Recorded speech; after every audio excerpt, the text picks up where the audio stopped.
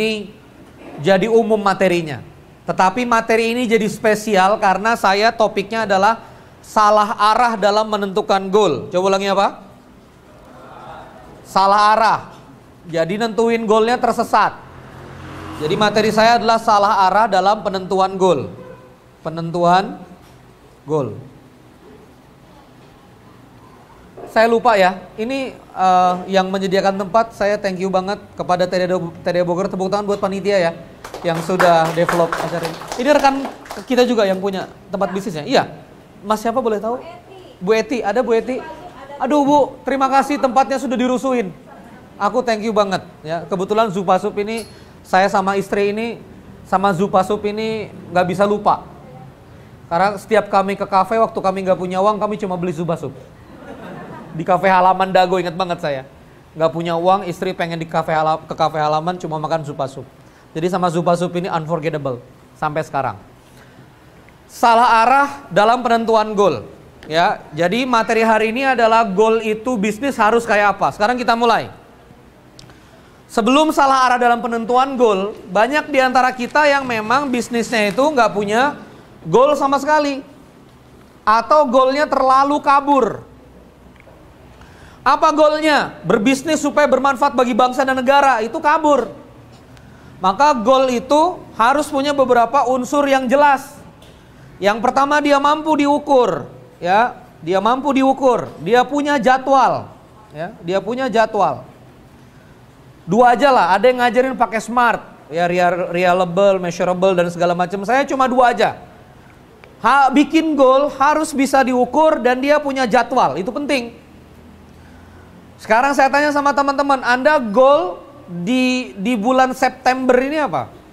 Sampai 30 September tutup closing nanti mau berapa sales? Yang mudah aja di sekolah bisnis duakodikkartika.com. Affiliate kami 1000. Member sudah 2.500, satu affiliate closing 60.000. Berarti kalau satu affiliate itu closing 4, harusnya bisa 4.000. Maka kita tuh develop goal. Oke, goalnya target kami 8.000 aktivasi di 5 Oktober. Karena 5 Oktober itu terakhir promo. Nah jadi harus ada goal. Berani harus ada goal yang terukur dan terjadwal. Ya. Itu dulu yang harus kita pahami. Kenapa? Karena gini kawan-kawan sekalian. Bisnis itu dia kayak berlayar. Ini ilmu dari Coach Tom. Ya, kemarin saya dapatin di Business Mastery. Bisnis itu seperti berlayar. Jadi Anda harus punya namanya tujuan, islandnya. Anda nih berlayar mau ke pulau mana? Island ini goal. Sekarang saya tanya sama Bapak Ibu sekalian. Apakah di laut nanti ada badai? Oh, banyak. Laut itu tenang atau banyaknya unpredictable? Unpredictable. Jadi gini, fungsi goal yang pertama. Fungsi goal yang pertama adalah Bapak Ibu sekalian, ketika kita berlayar, kita akan ketemu badai, kita akan ketemu tentang kurang pasokan dan segala macam. Kurang pasokan dan segala macam, ada mungkin ABK kita sakit dan seterusnya. Kalau kita nggak punya goal, kita akan berlayar, begitu ketemu sama badai dan segala macam obstacle, masalah, kita akan pulang.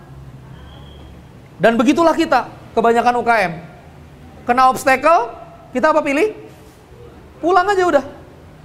Kita nggak push through terus, karena memang goalnya nggak ada. Makanya kenapa, walaupun ini nggak bisa jadi teori ya, tapi di lapangan, itu yang sukses itu biasanya yang kelilit utang. Tahu nggak kenapa orang kelilit utang itu biasanya develop? Karena dia punya target, gua mesti lunas, gila aja lu, gitu kan? Mati dalam keadaan berutang, kagak bisa, kagak boleh gitu. Bukan berarti, wah berarti harus kelilit dulu nih Kang, gitu. Bukan, tapi orang yang punya hutang biasanya goal hidupnya keras, hidupnya nggak berhenti energinya karena dia ngeri banget. Ibadah mau gimana caranya, mati dalam keadaan syahid itu perih terus di neraka. Udah mah di dunia kena debt collector, di neraka kena malaikat azab. Nggak boleh, harus cetak free cash. Makanya dia push through terus. Gagal push through terus, coba cek. Tapi bukan berarti kita harus cari-cari utang. Tapi ini filosofi. Filosofi berikutnya kenapa goal ini harus ada. Dengan adanya goal, Anda bisa mendefinisikan resource apa yang kira-kira Anda butuhkan. Bu Eti, oke, saya mau punya target X. Ya, saya belum ngomong nih targetnya. Saya mau punya target X. Lalu dengan target X itu kira-kira butuh berapa bahan baku? Butuh jual berapa Zupasup? Butuh berapa traffic? Aktivitas marketing apa yang harus dilakukan? Ya kan? Terus kemudian meja kita ada berapa? Cukup nggak okupansi meja kita? Oke, meja kita ada segini doang. Berarti bisa kita tambah dengan delivery nggak? Kalau delivery itu Zupasupnya jadi dingin, berarti bisa nggak di motor itu jadi anget? Gitu terus berpikirnya. Jadi dengan adanya goal itu, tubuh sama pikiran kita itu benar-benar dipaksa untuk menuju itu. Dan goal, biarlah dia goal. Tanpa harus realistis dulu. Yang realistis itu biarlah langkah-langkahnya. Tapi goal, biarkan dia terbuka lebar. Saya nulis goal di platform film saya, Layar Lebar 2 Kodi Kartika, yang setelah dokumenter, kita akhirnya membuat layar lebarnya. 1 juta penonton, kata Coach Fahmi, 1 juta penonton kok nggak berenergi, 5 juta. 5 juta gimana cara? 5 juta Ren. Karena Laskar Pelangi pernah 4,6 memang. Oh, 5 juta, hari ini Warkop DKI sudah 4 juta. Lebih. Falcon itu sekarang sudah pegang duit 68 miliar. Falcon Pictures itu. Modal dia 20M konon. 10 miliar buat, 10 miliar marketing. Jadi bisnis film itu adalah sebuah model bisnis yang Anda bisa dapat 50 miliar cash within dalam proses penjualan less than 3 weeks, dalam kurang dari 3 pekan. Bisnis model film. Makanya saya masuk ke sana, ya. Oke, ini resource. Jadi adanya goal memaksa Anda membangun apa? Resource. Difahami urgensi bangun goal? Apa yang terjadi kalau misalnya di lapangan nggak ada gawang? Apa yang terjadi kalau di lapangan nggak ada gawang? Iya, nggak ada akan permainan. Nggak ada akan permainan. 22 orang tuh bingung. Kalau nendang cuma nendang-nendangan aja. Capek iya. Nyampe kemana-mana enggak. Nah itu kita itu hari ini. Kebanyakan. Jadi harus berani menentukan goal dulu. Jangan asal ya udah deh kita melangkah aja. Itu bagus untuk startup awal-awal yang sama sekali belum melangkah. Kita melangkah dulu aja, bismillahirrahmanirrahim. Tapi saya tembak ya, kalau kayak ceker neng jebret, haram kayak gitu. Harus goal Pak. Ini ada owner ceker neng jebret ya, tepuk tangan ya. Ini luar biasa. Diam-diam menghanyutkan. Ya. Kalau kayak ceker neng jebret nggak boleh kayak gitu. Ya, Mas Aziz di Cinta Quran ID nggak boleh begitu. Harus berapa pelanggan klien, berapa closing produk, harus punya target. Keke punya target. Bikin film harus ada target. Karena nanti dia mentenagai, ya. Oke, ini sudah jelas lah. Ini ilmu sebetulnya normatif banget. Hidup harus punya tujuan. Naik taksi mesti ngomong apa? Tujuan. Kalau dulu kita pakai Gemah Ripah atau Bluebird lah. Duduk masih ditanya, Mas tujuannya kemana? Kalau Anda ngomong saya nggak ada tujuan, Bluebird pasti nanya, Mas punya uang berapa? Kan gitu. 100.000, udah diputerin tuh di komplek. Sampai harganya 100.000. Dekat-dekat 100.000 Anda diturunin di komplek. Itu kalau supir Bluebirdnya baik. Kalau dia rada error, dimasukin jalan tol. Dikebut aja sampai 100.000. Mendekati 100.000, turunin di pinggir jalan tol. Jadi kalau kita nggak punya goal, ini bisnis mau kemana, mau gimana, mau dapat apa, susah. Pasti nggak kemana-mana. Pasti Anda nggak ada di mana-mana. Saya waktu pulang dari Semarang dijemput sama Mas Arif, owner Java Travel, 3 tim. Karena dia minta jasa konsultasi sama saya bilang saya padat waktunya. Kalau mau jemput saya di bandara, kita ngobrol sepanjang jalan sampai Bogor. Akhirnya dia bilang, oke Kang, supir Kang Reni gak usah jemput, biar saya yang jemput. Saya dijemput tuh. Mereka menjemput saya untuk konsultasi 1,5 jam. Ada yang menarik, Mas Arif bilang, Kang Reni gimana caranya baru aktif di Facebook 30 Januari, kemudian sekarang sudah 24.000 lebih follower dengan produk digital yang dijual. Melvin itu sudah hampir 500 000 lebih, 2 versi. Lalu kemudian setengah miliar, iya setengah miliar lebih, 600 juta, kemudian SBDKK sudah 500 jutaan, udah 1 miliar. Sudah 1 miliar nyentuh omset untuk produk digital. Digital doang. Kenapa? Karena di Facebook saya punya target. Gua mesti nulis, Zit Club mesti ada. Satu hari harus sekian status. Siapapun yang komen gua mesti jawab. Pokoknya kadang nggak ngeliat nama lagi, nuhun mas, nuhun mbak gitu, makanya kena deh. Thank you mas, thank you mbak, iya mbak. Udah pokoknya setiap yang komen mesti aneh bales. Saya ngantri tiket, Facebookan. Boarding pesawat, pesawat yang belum naik, saya jawabin Facebook. Saya nggak pernah memberikan waktu diri saya untuk tidak produktif. Karena saya punya target. Saya punya target. Saya harus sekian follower, saya harus anggota Zit Club saya harus sekian, angka share saya harus sekian. Dan itu saya punya target. List WA saya harus sekian, saya punya target. Dan itu mentenagai. Ini normatif. Tapi sepakat kita harus punya goal? Oke, sama-sama. Kang Randy, diulangi. Coba sama-sama, Kang Randy. Saya sepakat. Goal penting. Tepuk tangan. Aku kan keliling di banyak tempat komunitas ya. Sedangkan saya sudah punya materi. Ini sebetulnya materi yang cukup berat. Makanya saya lihat TDA ini. Prosesornya kuat kayaknya. Ya. Ada beberapa komunitas yang rasanya materi ini nggak akan kuat. Nah berikutnya, saya akan masuk kepada salah arah. Nah sekarang saya tanya sama Bapak Ibu sekalian, goal. Kalau saya bilang terukur, coba ulangi apa? Berarti kalau saya tanya goal September 2016, bagusnya apa? Goal bagusnya apa? Ya terukur tahu. Tapi sekarang kalau saya tanya kepada Anda, goal mas, ayo bikin goal. Mas goalnya apa sekarang? Omset. Omset, tepuk tangan. Apa? Omset. Omset terukur nggak? Coba mas ngomong berapa? Omset, sebut aja nggak apa-apa. Tenagai. 2 miliar. 2 miliar September 2016. Tenang aja. Coba ulangi 2 miliar. Coba ulangi. 2 miliar. Jualan apa mas? Properti. Oh ya jelas ya. Aku sudah sangka buruk. 2 miliar. Properti. Oke. Tepuk tangan ya. Tepuk tangan dong. Oke gini kawan-kawan sekalian. 2 miliar September 2016 omset. Pertanyaannya, berarti kalau kurang 2 miliar target nggak tercapai. Lalu kemudian kalau misalnya lebih dari 2 miliar berarti over target atau target melebihi kan, bagus. Tapi pertanyaannya begini, apakah kita bisnis nyari omset? Nah ini yang menurut saya salah arah. Gimana, sudah taubatan nasuha belum? Apakah bisnis nyari omset? Oh nyari berkah lagi. Berkah bisa diukur nggak? Kalau ada berkah meter nggak apa-apa. Saya ingin 300 poin berkah. Sayangnya laporan neraca berkah itu nggak pernah dibuka malaikat Jibril.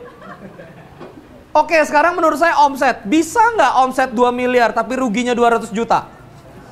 Bisa. Ibu Eti hati-hati bu kuliner ya. Rame, uangnya nggak ada. Bisa terjadi. It could be happen ketika ongkos operasinya tinggi. Bisa nggak omset besar bunuh diri di harga? Bisa. Beli baju keke diskon 40% jadi agen ya. Beli 200.000 berarti 120.000 per pieces. Beli 100 pieces 12 juta. Sampai lebaran nggak laku-laku. Ngomong sama temen, lu beli deh 6 juta deh, yang penting omset. Bener nggak? Berarti bisa nggak omset jadi rugi? Bisa. Maka ketika cuma sekedar omset, dia salah arah. Sorry ya, di fatwa aja, biar cepet. Ini sebetulnya materinya, benarkah omset? Menurut Anda gimana? Bener enggak? Lama ya. Udah deh, sesat gitu aja, udah. Yang jelas-jelas aja udah sekarang.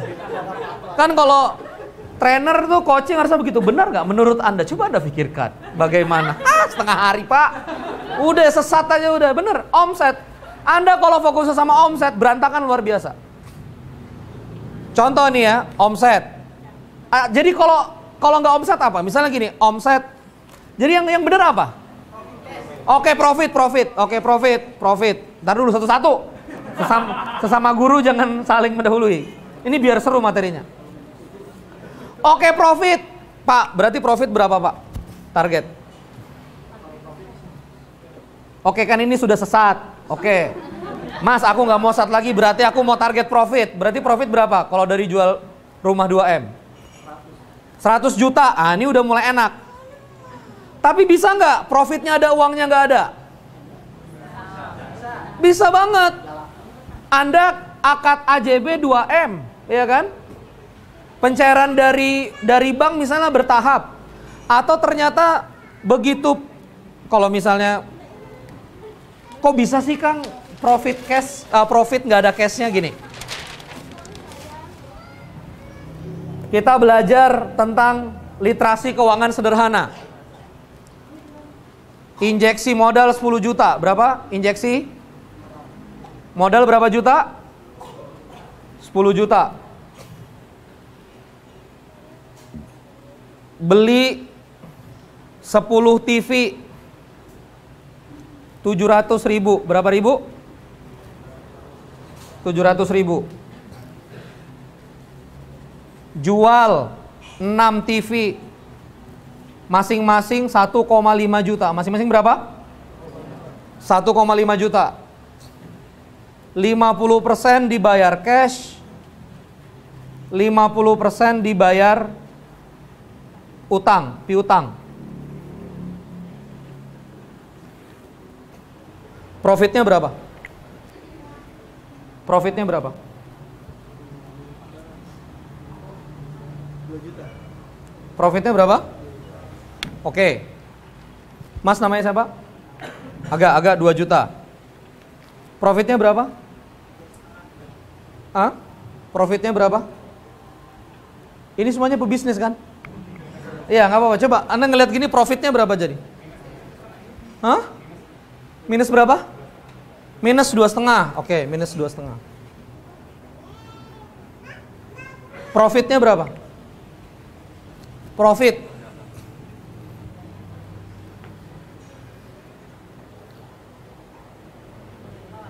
Nyerah. Ini 3 loh Pak. Sederhana betul, belinya 700 ribu, jualnya 1,5 juta, 50% cash. Orang bayar 50% cash, 50%-nya dibayar nanti. Jadi bisnis ini jual TV punya keuntungan berapa? Hah? 500 ribu. Berapa lagi keuntungannya? 8 juta. Ada lagi? Yang sudah beli Melvin, melekfinancial.co mana? Yang sudah beli melekfinancial.co. Finansial literasinya Pak Happy Trenggono. Mana yang udah ikut finansial literasinya Pak Happy Trenggono? Wih. Oke, nggak apa-apa. Oke, saya jawab ya. Sama-sama injeksi modal 10 juta. Coba ulangi. Injeksi modal 10 juta. Neraca. Perhatikan ini, neraca. Injeksi modal 10 juta. Berarti berat bisnisnya, berapa berat bisnisnya? 10 juta. Bentuknya apa? Cash. Cash 10 juta. Bentuknya itu, injeksi modal. Ya. Lalu kemudian keluar berapa juta? 7 juta. 7 juta keluar. Tapi masuk lagi berupa TV. Nilainya berapa? 7 juta. Yang berubah cash. Cashnya jadi berapa? Di titik ini cash jadi 3 juta. TV ada 10 unit. Namanya bentuknya inventory di neraca. Inventory di neraca. Nah lalu kemudian dia jualan. Yang dijual berapa unit? Cuma berapa? 6 unit. 6 unit keluar. Nilai COGS-nya berapa 6 unit tadi itu? 700 ribu. Berarti di dalam gudang keluar berat bisnis kita itu 6 unit. Kali 700 ribu, 5,4 juta. Berapa?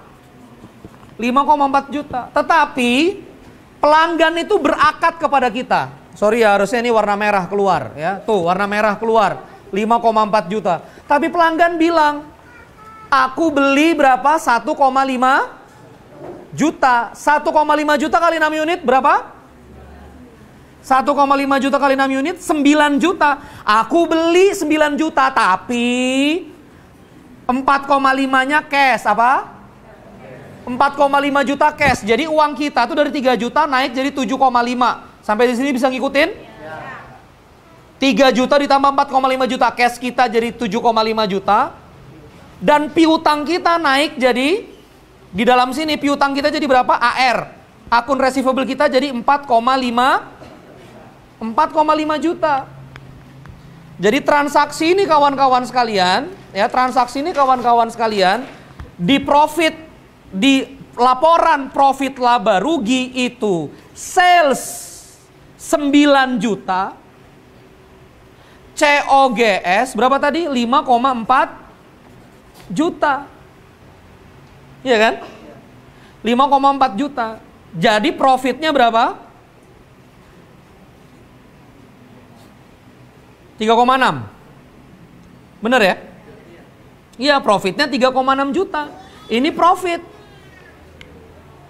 Profit itu akad sales yang tercetak. Loh kan tapi uangnya belum ada. Itu sudah masuk di mana? Itu sudah masuk di piutang. Kalau ini saya lanjutin, kemudian beli TV 700.000 lagi, 10 unit lagi. Apa yang terjadi dengan 7,5 juta? Beli TV 10 unit lagi 700.000. Cash keluar 7 juta, kemudian TV masuk 10 TV. Berapa nilainya? 7 juta. Berapa cashnya? 500.000. Oke. Berapa profitnya? 3,6 juta. Berapa saldo cashnya? Bisa kelihatan di sini. Berapa banyak bisnis kita yang untung tapi untungnya kejebak di inventory? Berapa banyak jualan rumah untung mencetak tapi kejebak di tanah yang gak produktif? Jadi kalau mau target profit sesat.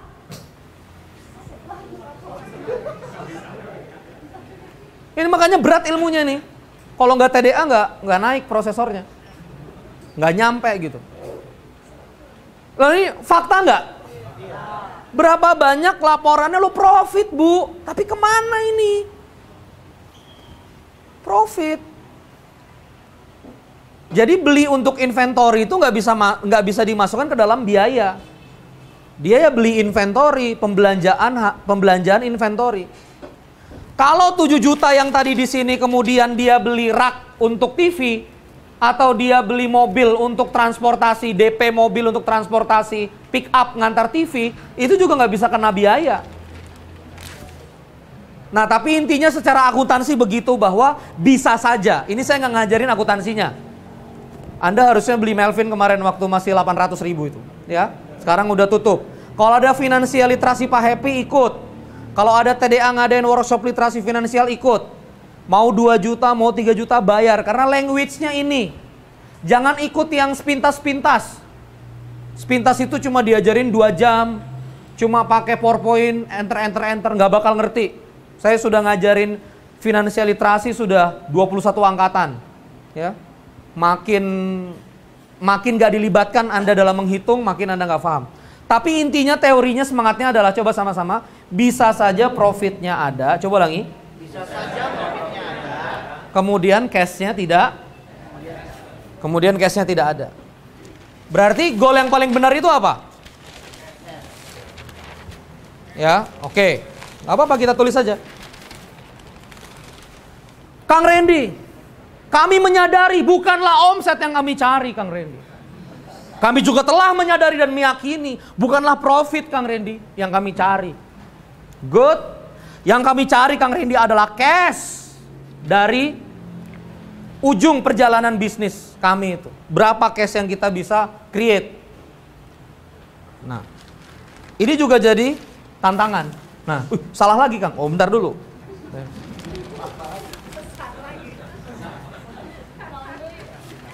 Naon deui, si ibu teh pusing. Naon deui, Kang? Ya Allah, Kang. Enggak, kan ini kan ngajarin kan supaya bener gitu loh. Gini.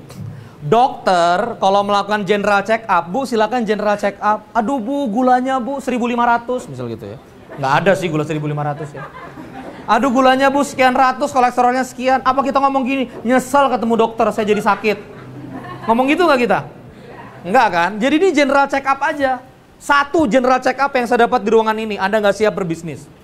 Profit aja nggak bisa ngitung. Nggak siap. Ya. Langsung aja. Nggak siap memimpin bisnis. Anda mesti kejar itu namanya ilmu financial literasi. Lewat Pak Happy, lewat orang ambil kursusnya gitu. Terus, nah oke. Lanjut. Modal kerja, coba ulangi. Modal kerja. Ibu Eti bikin modal kerja, sewa tempat, beli oven, beli bahan baku, akhirnya jadi Zupasup jualan, ya. Namanya jadi barang atau jadi bisnis kan gitu ya. Jadi barang atau jadi rotasi operasi bisnis. Dari barang ini lahir namanya sales. Lahir namanya apa? Lahir namanya apa? Sales, penjualan, ya. Dari penjualan ini, kawan-kawan sekalian, itu kehantam namanya COGS. Coba lagi apa? COGS. COGS itu kita tadi beli barang 700.000. Coba ulangi apa? Beli TV 700.000. Dijual berapa sama dia? 1.500.000. Berarti COGS yang harus dikembalikan ke modal kerja berapa? 700.000. Jadi COGS itu harus balik ke modal kerja. Berarti tercetak di sini namanya gross profit. Apa? Gross profit. Gross profitnya berapa? 800.000. Ini juga nggak selesai. Kehantam lagi sama expenses, biaya gaji gitu kan. Terus kemudian biaya preman datang ke toko minta sumbangan ya. Biaya listrik, biaya segala macam. Itu akhirnya muncul di sini namanya net profit. Apa? Net profit. Yang tadi bentuknya bisa jadi dia nggak cash. Bisa jadi dia bentuknya apa? Bentuknya masih piutang. Sehingga kalau misalnya kita cuma mau menarik kata, oh bisnis banyak cashnya, bisa jadi cashnya itu masih dibutuhkan oleh bisnis, masih dibutuhkan oleh apa? Cash ini nggak boleh ketarik. Ini untuk putaran apa? Putaran bisnis. Banyak nggak Bapak merasakan itu di properti? Cashnya tercetak, itu emang profit, ya kan? Tapi Bapak harus apa? Putarkan lagi ke dalam bisnisnya. Jadi berpikir cash itu sudah mulai benar. Coba ulangi apa?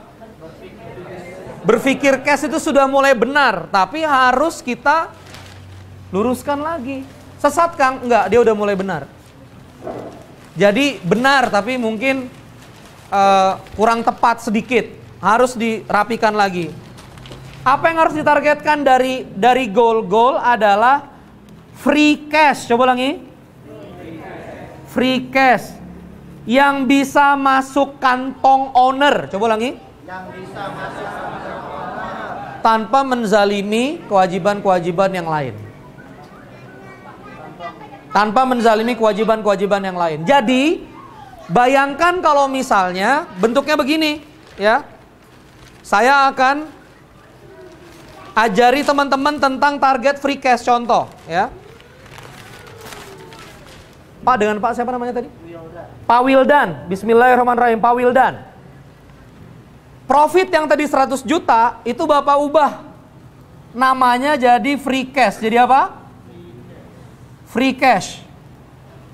Berarti free cash targetnya berapa? 100 juta. Maka kita set begini, berapa persen dari cash yang ada di neraca saya yang saya kira-kira boleh ambil di penghujung periode dagang saya. Batasi. Oh, kira-kira 50% saya mau ambil, 50% lagi saya tahan sebagai laba berikutnya. Berarti cash yang harus tercipta di bisnisnya Pak Wildan itu adalah berapa juta? 200 juta. Nah, kalau bisnisnya sudah terampil dan teratur dan ada data, nanti ada persentase. Berapa persen efektivitas profit dan cash? Profitnya segitu, cashnya berapa? Oh, untuk punya cash bebas 200 juta, karena banyak yang bayar nanti dan seterusnya, itu Anda harus cetak profit misalkan 300 juta. Berapa ratus juta? Karena 100 jutanya selalu AR. 100 jutanya selalu piutang. Maka bisnis harus punya target apa? Profit 300 juta. Nah lalu kemudian kalau misalnya mau profit 300 juta, berapa sales yang harus Anda cetak? Pertanyaannya di sini adalah berapa persen margin profit? Baru di sini ketemu berapa omset yang harus dikejar. Oh, omset saya biasanya 20%, sudah sama expense. Berarti dia harus kejar sales berapa? 1,5 miliar, bener enggak? Sampai sini bisa mudeng? Bisa ya? Target profitnya berapa? 300 juta, berarti penjualannya harus berapa? 1,5 ketika apa? Marginnya 20%. Tapi kita nguncinya dari mana? Ngunci golnya dari mana ngunci golnya? Dari sini ngunci golnya. Jalan-jalan ke Bali tuh pakai ini, bukan pakai ini. Profit belum bisa dibelanjakan untuk jalan-jalan ke Bali, Pak.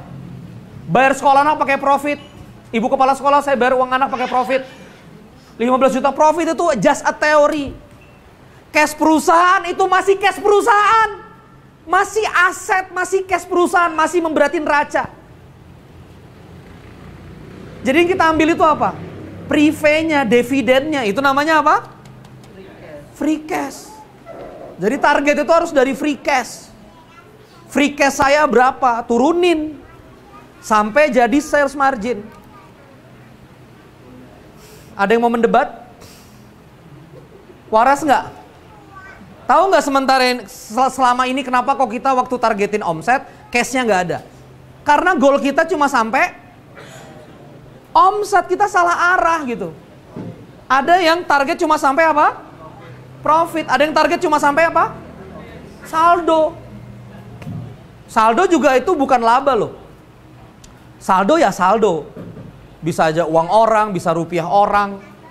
Tapi terakhir kita harus targetin free cash. Berapa yang saya mau tarik dari bisnis setiap bulannya. Turunin ke bawah. Nah, kalau sudah begini teman-teman sekalian, coba sama-sama. 1,5 miliar. Coba ulangi. 1,5 miliar. Ini jadi begitu mudah nuruninnya. Oke, 1,5 miliar. Kita ngomongnya Oktober. Oktober 1,5 miliar di Oktober. Misalnya begitu ya. Target tadi Oktober. Karena kita masuk Oktober nih. Oke, 1,5 miliar di Oktober. Anda mau kerja berapa lama di Oktober? Oh, 25 days, ya. Masukin 25 hari. Anda jualan apa? Anda jualan TV. Satu unitnya bisa punya sales berapa sama profit ya? TV-nya 2 jutaan. Berarti untuk mencapai 1,5 miliar dia harus closing berapa unit TV? Berapa unit TV? 750 unit TV. Nah, kalau 750 unit TV ini akan jadi target sales unit. Gitu loh bisnis. Bisnis itu begitu. Baru kemudian dibagi 25 hari. Jadi satu harinya harus closing berapa? 75 dibagi 25. Berapa?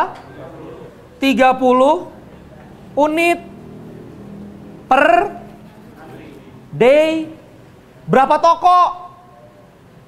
Oh, saya punya 2 toko. Iya kan? Berarti satu tokonya harus punya efektivitas 15 unit. Cek tokonya. Pertama kali saya menginjakan kaki di Trusmi Batik Cirebon, kontrak sama Mas Ibnu adalah, Mas, aku butuh data pengunjung tokomu. Oh ada, cekrek-cekrek satpam. Aku nggak percaya. Loh satpam kalau ngeliat cekrek, kalau dia ngelamun nggak cekrek. Akhirnya kita pakai itu gerejekan. Kalau bahasa Cirebon, apa sih gerejekan itu? Yang kalau lewat itu loh. Gerbang yang memang muter. Kalau sekarang udah canggih pakai laser. Wah Randy ngasih saran pakai gerejekan. Loh ya kan aku cuma tahu pokoknya kamu hitung. Ya pakai gerejekan, pakai laser itu caramu. Ya sekarang udah pakai laser, nggak gerejekan itu lagi. Dan dulu waktu saya bilang, hitung. Pertama gerejekan itu mau ditaruh di pintu depan. SPG marah, loh ini Pak terjadi antrian. Oke, taruh di pintu keluar. Jadi counter perhitungan orang di pintu keluar. Sekarang lebih disiplin lagi, orang keluar di pintu tertentu. Setelah itu Ibnu jadi tahu, Batik Trusmi itu jadi tahu. Oh ternyata sebelum kita ngomongin naikin sales, kalau ternyata pelanggan itu 1.000, hasilnya 1 juta, kurang lebih begitulah. Ini nggak segini juga sih, kan saya nggak boleh bocorin informasi klien. Coba sama-sama 1.000 visit, coba lagi. Mencetak sales berapa? 1 juta. Ini terukur. Jadi kalau misalnya ingin mencetak 10 juta, berapa visit yang harus dicetak? 10.000. Nah kembali ke TV tadi, gitu loh. Bisnis itu kembali lagi ke TV tadi. Oh berarti kira-kira kalau orang nanya, kok ada TV kok? Gitu kan? Mas, ada TV mas? Itu berapa kali nanya 1 kali closing? Oh harus 10 orang kali nanya 1 closing. Berapa orang? 10 orang kali nanya 1 closing. Berarti kalau misalnya 15 unit, kamu harus bikin tokomu ditanya berapa orang? 150. Nah ini yang jadi namanya daily activity, teman-teman sekalian. Bisnis itu ada daily activity-nya. Daily activity-nya apa? Daily activity-nya berarti 1 hari bikin 150 orang apa? Tanya, walk in. Salesmu ada berapa? Salesmu ada 5 orang, berarti 5 orang ini harus mencetak 30 orang apa? Walk in. Cinta Quran mau closing berapa? Setiap hari turunin sampai 1 orang marketing Cinta Quran itu harus closing, harus bikin walk in berapa banyak. Harus begitu. Di properti sudah nggak kita bangun seperti ini? Berapa target marketing yang harus bikin walk in? Jadi setiap hari kerja itu, goal itu menuntun pada aksi. Coba ulang ya Pak. Menuntun pada aksi. Ini saya nulis di Zit Club dengan judul Sapi Besar dan Goal Bisnis. Ada nggak yang meresapi, pagi-pagi kita lihat sapi, siang-siang sudah jadi gulai? Siang-siang sudah jadi sate. Ada nggak sih yang di hatinya terbersit gitu tentang bisnis? Saya terbersit loh mas. Pagi-pagi itu saya ngelihat betul sapi itu gemuk. Siang-siang sudah tidak berdaya ditusuk sate. Ngerti maksudnya? Kita bisa kunyah di mulut kita. Waktu kita ngelihat sapi besar, kunyah sapi. Siapa yang bisa kunyah sapi? Tapi begitu disembelih, dipotong, dibelek, jeroannya dikeluarin, dipotong kecil-kecil, lempar ke ibu-ibu, dicacah sama ibu-ibu. Bahkan di Margahayu itu motong tulangnya pakai gerindra. Dipotong pakai pisau mutar. Begitu jadi kecil, bisa untuk kunyahan, akhirnya sapi yang begitu besar, itu selesai juga dikerjain. Ketika aktivitasnya sudah dicacah kecil-kecil. Jadi seberapa besar goal sebetulnya ilusi. 10 sapi, 15 sapi. Ngunyahnya apa? Sate. Ayo sekarang saya tantang. 10 sapi, 15 sapi. Aktivitasnya sama, mengunyah sate supaya sapinya habis. Benar? Target Anda 2 miliar, 3 miliar, 30 miliar. Itu aktivitasnya sama. Menyediakan brosur dan seterusnya. Yang membedakan apa? Besaran resource. Sekian marketing, sekian orang, itu yang membedakan. Cari penonton 1 juta sama cari penonton 5 juta, aktivitasnya sama nggak? Membuat film, promo film, bioskopnya sama, layarnya sama. Apa yang membedakan? Jangkauan branding marketingnya itu yang membedakan. Gimana supaya bisa ditonton 5 juta? Jadi Randy Saputra sebelum golnya ditenagai hanya berpikir 1 juta, maka dia hanya berpikir gimana supaya bikin tim film dengan resource untuk kebutuhan 1 juta penonton. Gimana supaya bisa nge-branding ke kurang lebih sekian orang supaya 1 juta penonton bergerak ke XX1. Bergeraknya ke situ pikiran saya. Tapi begitu ditenagai 5 juta, maka otak kita berputar. Berapa layar yang ada di Indonesia ini? Berapa sesi tontonan? Berapa sesi 1 hari itu ditonton orang? Populasi itu berapa? Saya menemukan data 80% bioskop di Jabodetabek. Makanya 5 hari berbagi di Jabodetabek, itu ada maksud. Kapan Banda Aceh? Nggak ada bioskop di Banda Aceh.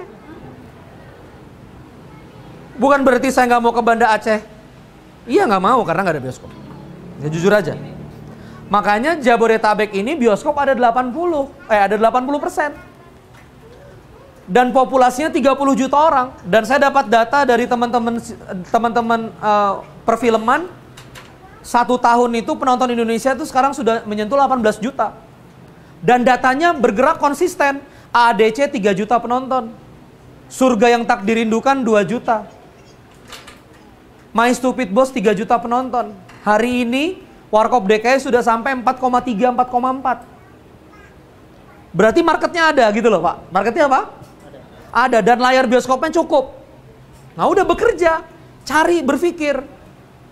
Akhirnya saya berpikir gimana caranya supaya saya bisa nge-branding dan memastikan solid penonton 5 juta. Ini saya berpikir keras.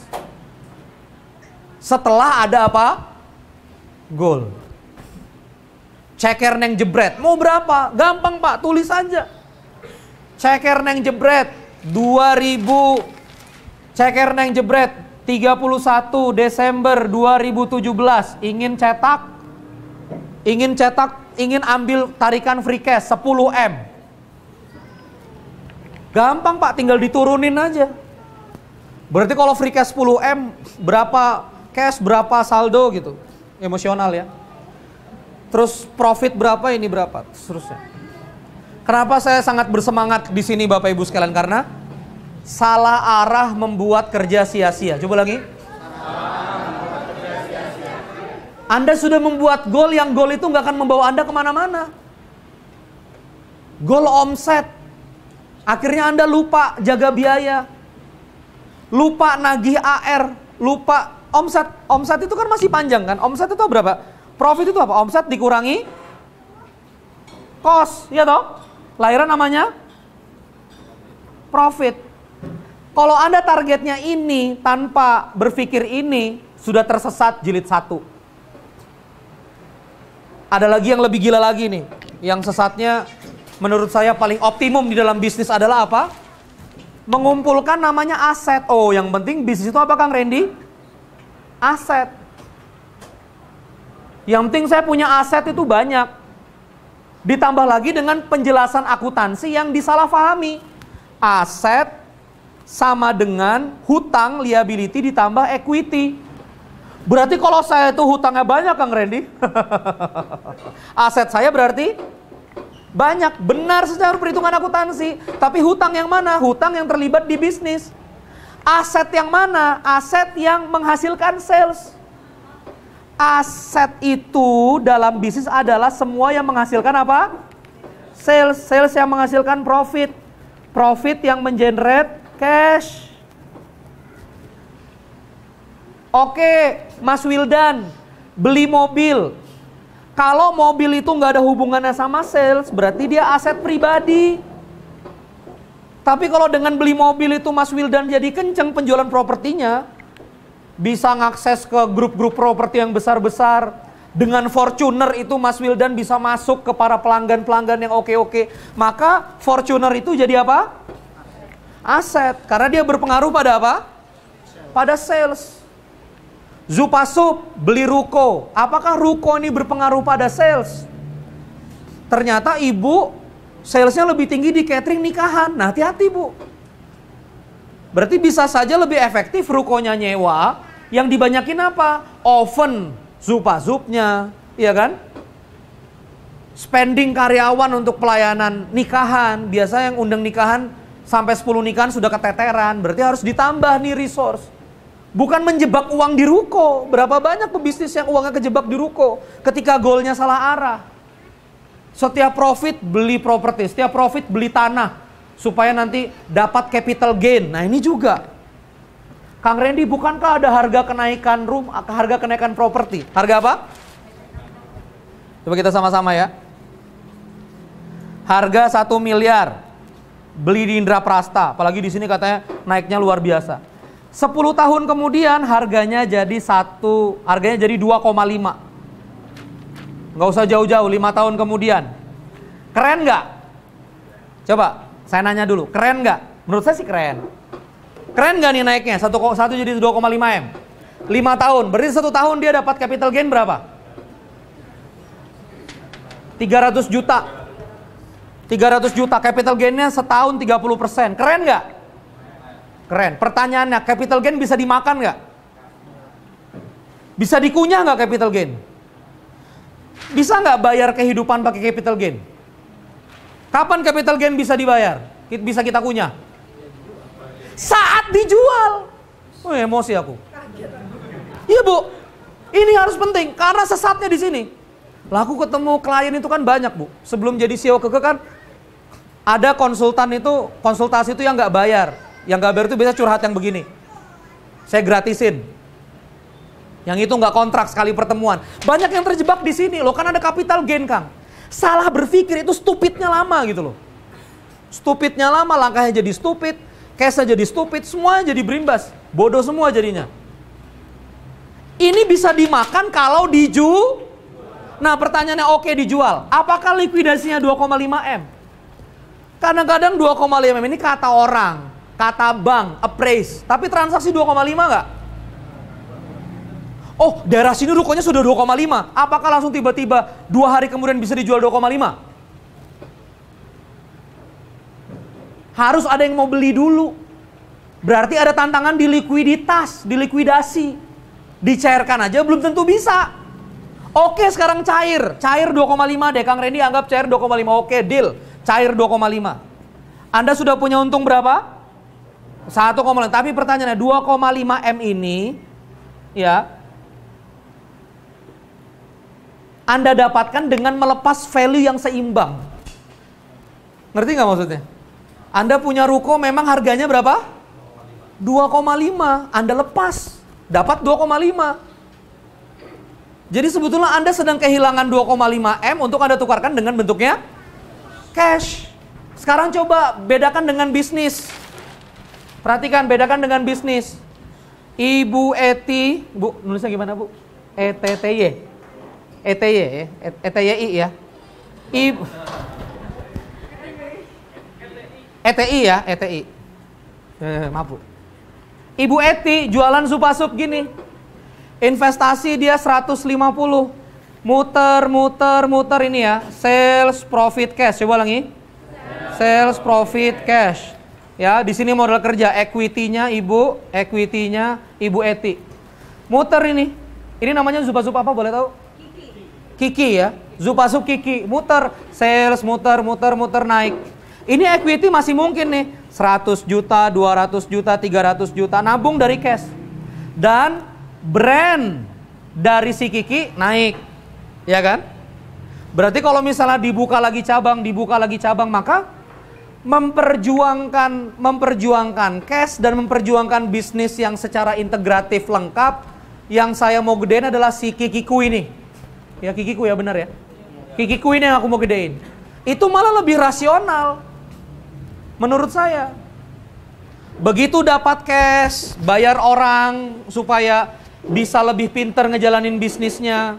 Begitu dapat cash, ada equity, Ibu Eti belajar, bayar konsultan, bayar Palaksita yang ahli marketing, ngomong sama Pak Subiakto untuk memperbaiki brandnya kayak apa. Datang ke Dodi Zulkifli, kemasannya harus di packaging kayak apa. Investasinya ke situ. Bukan beli tanah, bukan beli properti gitu. Ngerti gak nih perasaan saya? Ya.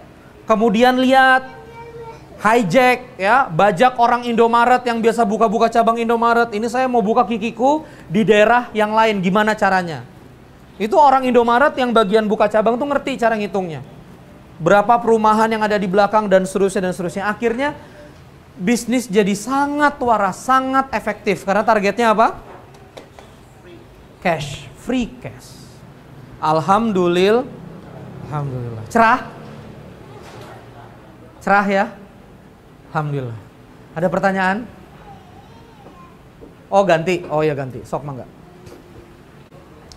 Kalau memang niatannya, ya itu dia ya, kalau memang niatannya cuma sekedar dapat passive income aman, ya nggak ada salahnya sih pengen niat begitu. Tapi kalau Anda berbisnis, ini kalau sudah ada cash ini dibelanjakan apa lagi supaya jadi cash gitu loh.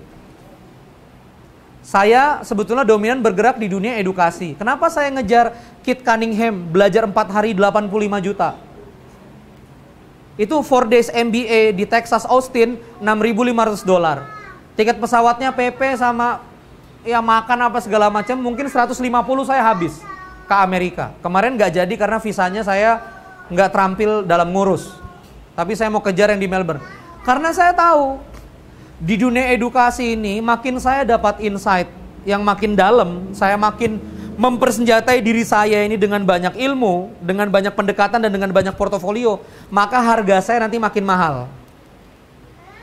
Jadi saya membelanjakan sesuatu yang bikin saya lebih mahal. Ya 2 hari 7,7 juta ya bagi saya enggak. Ya ini bikin saya lebih mahal dengan begini. Ya saya spending, jadi cash ini di spending bikin saya lebih mahal nggak?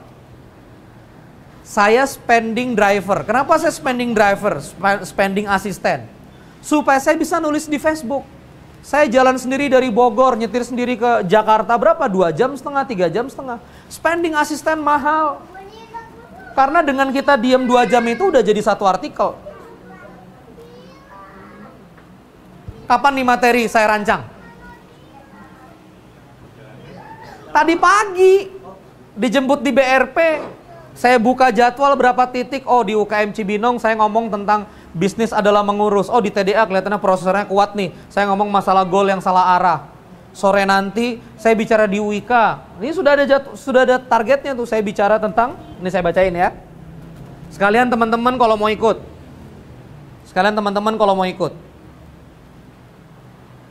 Nah, di Kopma UIK saya akan bicara tentang mengemas produk. Banyak orang punya value nggak jadi produk. Aku pandai mendongeng, Kang.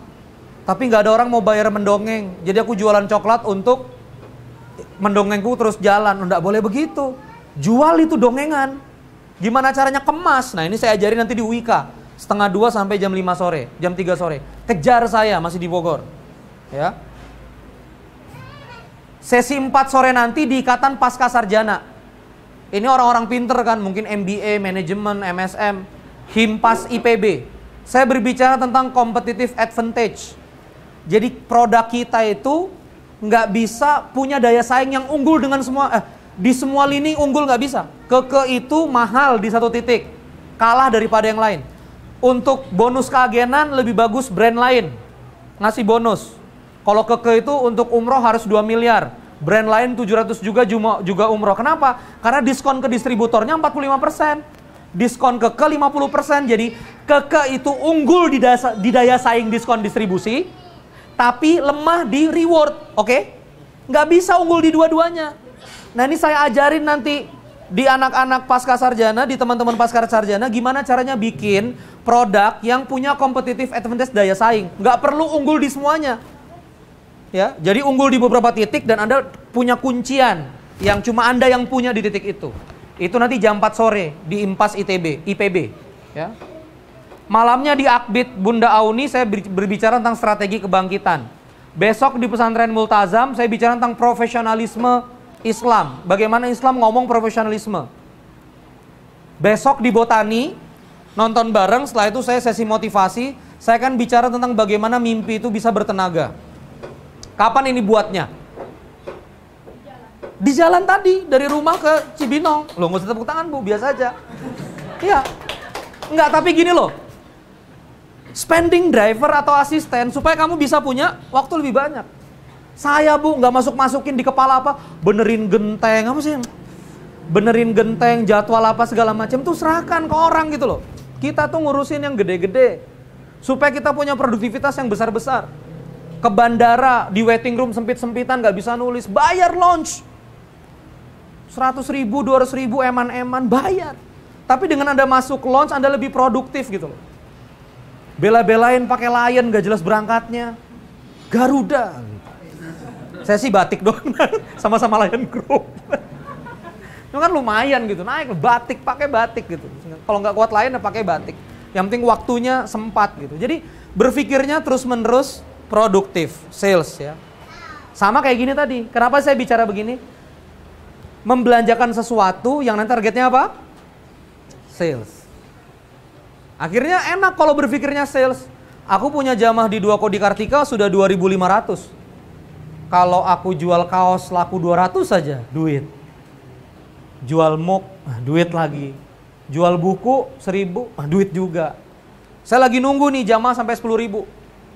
Baru saya produk terus tiap hari gitu.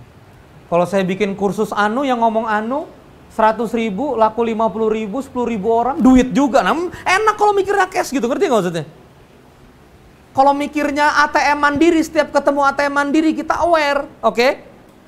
ATM, ngerti maksudnya? ATM, ya, oke? Jadi kalau kita free cash 100 juta, semua kesempatan yang menuju 100 juta kita jadi aware. Kesempatan. Tapi kalau misalnya targetnya beli ruko, aware-nya sama apa? Dijual. Aware-nya sama itu. Oh, dijual ruko, dijual gitu loh. Jadi gerak kita itu apa yang kita pikirkan itu loh, Mas. Ya, tobat ya. Jadi target apa? Free cash. Coba mulai saat ini, coba. Target saya free cash. Tepuk tangan kawan-kawan sekalian. Ya, sudah 12 kurang 15 ya. Saya mau closing statement. Ada manfaat dari sini? Oh, ada yang mau nanya. Ya, silakan. Menentukan, tadi kan ditentukan free cash-nya dulu angkanya. Iya.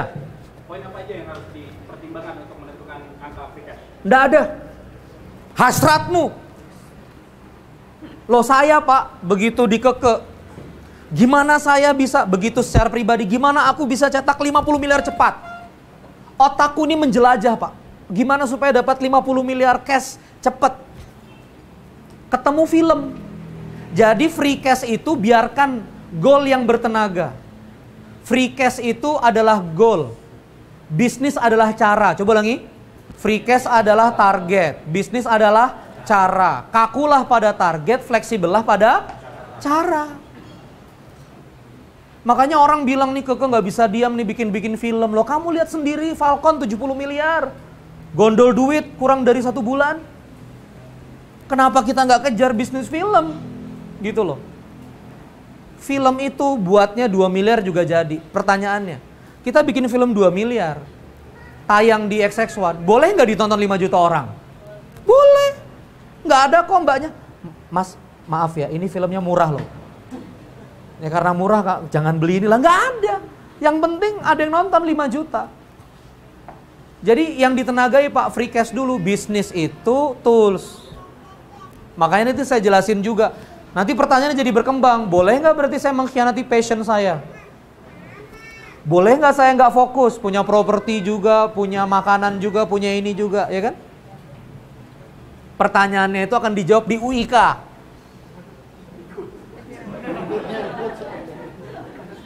Kejar di UIK jam 1:30. Lah aku ini 24 titik ngomong yang sama, itu kaset rusak. Saya sampai Tangerang itu 24 titik. Ini 24 topik yang berbeda. Ada Blue Ocean strategi sampai Tangerang seminggu ini. Wes, bisnis tutup aja dulu, kuliah seminggu. Ikut roadshow kemana-mana. Ya. Oke ya kawan-kawan ya, Pak, siap ya Pak? Jadi untuk menentukan target cash, biarlah dia bebas saja Pak. Mana yang membuat Anda bertenaga, cuma tinggal begini. Ada namanya initial state, coba ulangi. Initial state. Ayah Anda namanya siapa ayah? Mas namanya siapa mas? Mas siapa? Mas Dede. Kalau Mas Dede, aku sok muda ya. Kalau Mas Dede ada di Jogja, pengen punya target ke Jakarta. Ketimbang seorang Dede yang ada di Bekasi, mau ke Jakarta. Usahanya lebih keras mana? Jauh, luar negeri. Tergantung. Tapi dari segi jarak lebih dekat apa? Bekasi. Dari segi jarak, ya kan? Dari segi dana, kira-kira resource yang dibutuhkan antara orang dari mau ke Bekasi ke Jakarta dan dari Jogja ke Jakarta, dana besar mana? Besar Jogja. Tapi bisa jadi lebih ringan Bekasi. Bisa jadi lebih ringan Dede yang ada di Jogja. Kalau misalnya pakai jet pribadi gitu loh. Jadi nggak berasa. Jogja Jakarta jauh melelahkan kan kalau Anda antri Lion Air.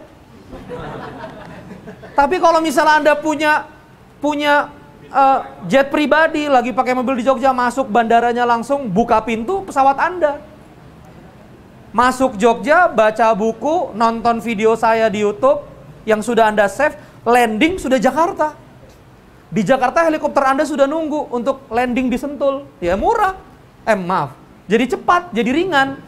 Ketika memang source-nya apa? Lengkap.